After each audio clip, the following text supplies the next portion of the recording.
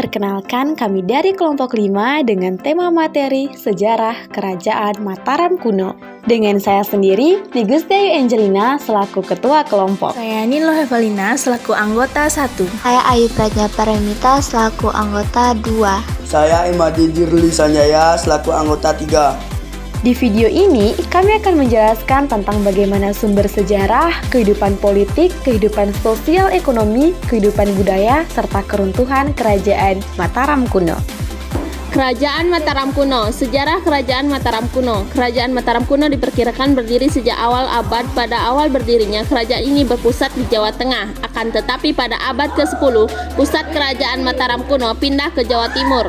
Mataram Kuno atau Mataram Hindu merupakan sebutan untuk dua dinasti, yakni dinasti Sanjaya dan dinasti Shailendra yang berkuasa di Jawa Tengah bagian selatan. Dinasti Sanjaya yang bercorak Hindu didirikan oleh Sanjaya pada tahun 732 Masehi. Beberapa saat kemudian, dinasti Shailendra yang bercorak Buddha Mahayana didirikan oleh Banu pada tahun 752 Masehi. Kedua dinasti ini berkuasa berdampingan secara damai. Nama Mataram sendiri pertama kali disebut pada prasasti yang ditulis di masa Raja Balitu. 2. Kehidupan politik Kerajaan Mataram Kuno. Di bumi Mataram diperintah oleh dua wangsa atau dinasti, yakni 1. Dinasti Shailendra. Dinasti Shailendra diduga berasal dari deretan Indochina, bangsa Jin, dan Kerajaan Asoka, sekarang Thailand dan Kamboja. Dinasti ini bercorak Buddha Mahayana didirikan oleh Banu pada tahun 752.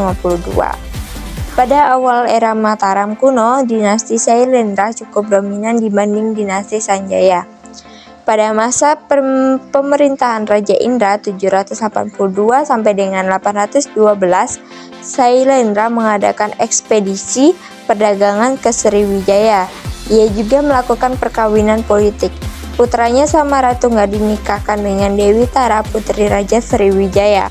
2. Dinasti Sanjaya. Tak banyak yang diketahui sejarah dinasti Sanjaya sejak peninggalan Raja Sana. Rakai Pikatan yang waktu itu menjadi pangeran dinasti Sanjaya menikah dengan Pramodawardhani 833 sampai dengan 856. Putri Raja dinasti Shailendra Samaratungga. Sejak itu, pengaruh Sanjaya yang bercorak Hindu mulai dominan di Mataram, menggantikan agama Buddha. Rakai Pikatan bahkan mendepak Raja Balaputra Dewa, putra Samaratungga dan Dewi Tara. Tahun 850, era dinasti Shailendra berakhir yang ditandai dengan larinya Balaputra Dewa ke Sriwijaya. Pada tahun 910, Raja Tulodong mendirikan Candi Prambanan. Prambanan merupakan kompleks candi Hindu terbesar di Asia Tenggara. Pada masa ini ditulis karya sastra Ramayana dalam bahasa Kawi tahun 928. Raja Empu Sindok memindahkan istana kerajaan Mataram dari Jawa Tengah ke Jawa Timur, Medang. Perpindahan ini diduga akibat letusan gunung Merapi atau mendapat serangan dari Sriwijaya. Setelah terjadinya bencana alam yang dianggap sebagai peristiwa paralaya, maka sesuai dengan landasan kosmologis harus dibangun kerajaan baru dengan warga yang baru pula. Pada abad ke-10, cucu dari Sri Maharaja Daksa Empu Sindok membangun kembali kerajaan Mataram Kuno di Watu Galuh, wilayah antara Gunung Semeru dan Gunung Wilis, Jawa Timur. Empu Sindok naik tahta kerajaan pada 929 dan berkuasa hingga 948. Kerajaan yang didirikan Empu Sindok ini tetap bernama Mataram. Dengan demikian, Empu Sindok dianggap sebagai cikal bakal wangsa baru, yaitu Wangsa Isana. Perpindahan kerajaan ke Jatim tidak disertai dengan penaklukan, karena sejak masa Dyah Balitung kekuasaan kerajaan Mataram Kuno telah meluas hingga Jatim. Setelah masa pemerintahan Empu Sindok, terdapat masa gelap sampai masa pemerintahan Dharmawangsa Erlangga 1020. Sampai pada masa ini, kerajaan Mataram Kuno masih menjadi satu kerajaan, akan tetapi untuk menghindari perang saudara, Erlangga membagi kerajaan menjadi dua, yakni Kerajaan Panjalu dan Janggala. Kehidupan sosial ekonomi Kerajaan Mataram Kuno. Bertumpu pada sektor agraris, wilayah kerajaan Mataram kuno dikelilingi pegunungan dan sungai-sungai besar. Hal itu membuatnya memiliki tanah yang subur hingga cocok untuk kegiatan pertanian. Itulah mengapa kehidupan ekonomi kerajaan Mataram kuno cenderung bergerak di bidang pertanian. Kehidupan masyarakatnya pun sudah teratur, terlihat dari sikap gotong royong mereka saat membuat candi bersama. Sikap toleran di antara masyarakat dengan baik terbukti dengan adanya dua aliran kepercayaan yang berbeda, tetapi mereka tetap bisa bersosialisasi. Selain bergerak di bidang pertanian, usaha perdagangan pun mulai mendapat perhatian ketika Raja Balitu berkuasa. Pada Prasasti Purworejo 900 Masehi disebutkan bahwa Raja telah memerintahkan untuk membuat beberapa pusat perdagangan.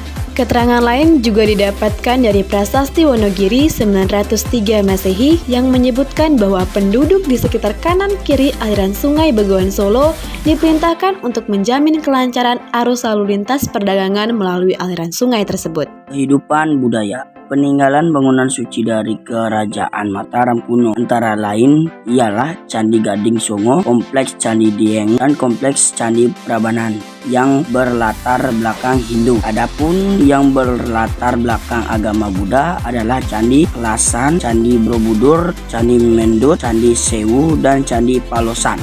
5. Keruntuhan Kerajaan Mataram kuno. Perebutan kekuasaan sudah terjadi sejak masa Rakal penangkaran antara Wangsa Sanjaya dan Wangsa Sailendra.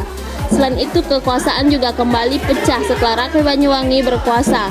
Hal inilah yang membuat pemerintahan kacau balau sehingga berpotensi mengalami keruntuhan, dan akhirnya pada tahun 1016 ibu kota Mataram kembali digempur oleh pasukan Aji Wirangi dari Iwaram atau Sekutu Sriwijaya, dan kali ini serangan tersebut tidak mampu dimentahkan sehingga istana Mataram kuno runtuh dan menewaskan Dharma Wangsa. Dan inilah penanda berakhirnya Kerajaan Mataram kuno. Begitupun sejarah juga mencatat bahwa kerajaan bercorak Hindu di Jawa hampir mengalami kehancuran kala Kerajaan Mataram kuno hancur akibat bencana alam.